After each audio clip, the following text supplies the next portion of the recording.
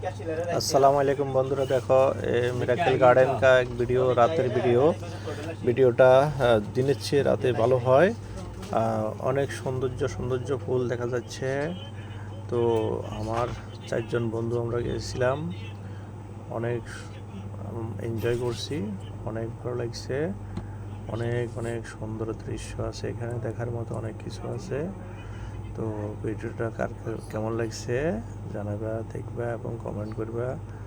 ওকে বন্ধুরা, ভালো থাকবে, আল্লাহ হাফেজ। ওকে, আসসালামু আলাইকুম রহমতুল্লাহ।